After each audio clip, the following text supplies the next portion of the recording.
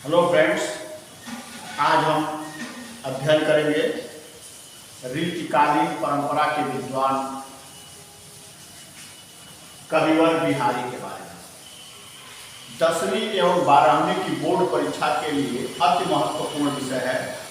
इस पर बिहारी के संबंध में, उनके दोहों के संबंध में, उनकी काव्यगत विशेषताओं के संबंध में, जीवन परिचय के संबंध में हर साल किसी न किसी रूप में 10वीं और 12वीं की परीक्षा में महत्वपूर्ण प्रश्न के रूप में ये पूछा जाता है।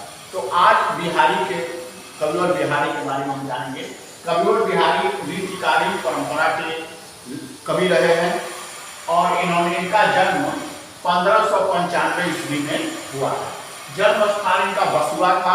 बसुआ जो मध्य प्रदेश में पड़ता है, ग्वालियर में, मध्य प्रदेश के ग्वालियर में बसुआ नामक स्थान पर इनका जन्म हुआ था 1595 ईस्वी में। और ये पंडित केशव चौबे के सुपुत्र थे।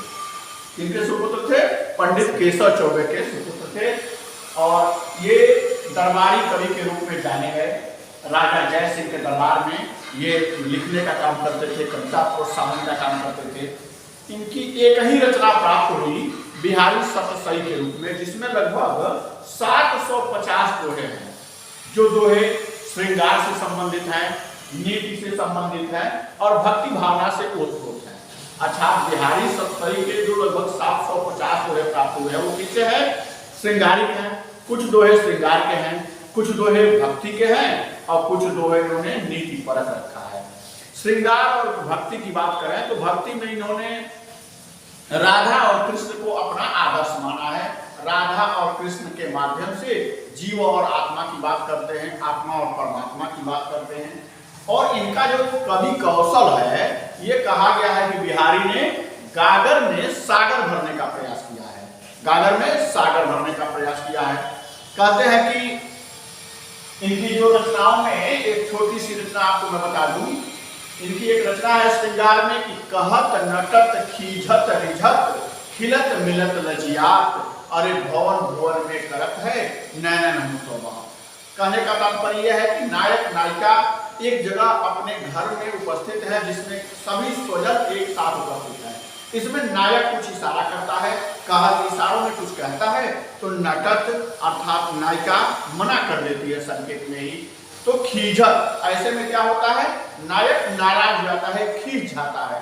फिर क्या होता है? रिझत, नायिका रिझाने का प्रयास करती है। तो कहत नटत खीझत रिझत और मिलत खिलत लजियात, अर्थात उनकी आंखें इसी बीच मिल जाती हैं। जब दोनों की आंखें मिल जाती हैं तो चेहरे पर प्रसन्नता के भाव खिल जाते हैं। नायक मुस्कुरा उठता है। जब नायक मुस्कुराता है तो नायिका क्या होती है? शर्मा जाती है। खिलत मिलत लजियात और भरे भुवन में करत है नैनन मुसोबा, अर्थात सभी स्वजन स्नेहियों के मध्य इशारों में ही वो अपनी बात कर लेते हैं। ये बात कराने की कुशलता बिहारी में देखी गई है। और बिहारी ने संकेतों के माध्यम से नायक नायिका का आपसी बात करवा देते हैं जब वो अपने घरों में हैं। ये इनका श्रृंगार पक्ष है।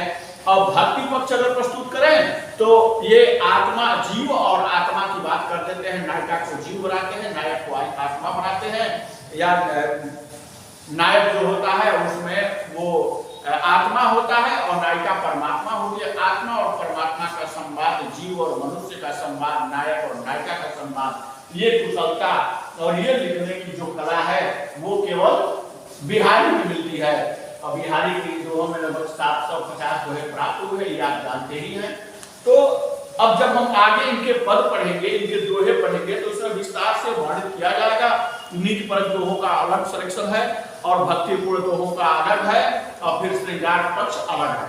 10वीं और 12वीं में हम जो बोर्ड परीक्षा में पढ़ेंगे, मुख्य रूप से उसमें नीति के कुछ दोहे आते हैं, कुछ भक्ति के दोहे आते हैं और कुछ दोहे श्रृंगार के आते हैं। इनको हम जब अपना क्लास करेंगे तो विभाजन करके पढ़ेंगे।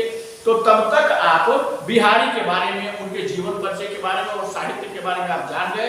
नीति के दोहे और भक्ति के दोहे और फिर श्रृंगार के दोहे जब हमारी अगली क्लास लगेगी तब बताएंगे। तब तक आप पढ़ते रहिए।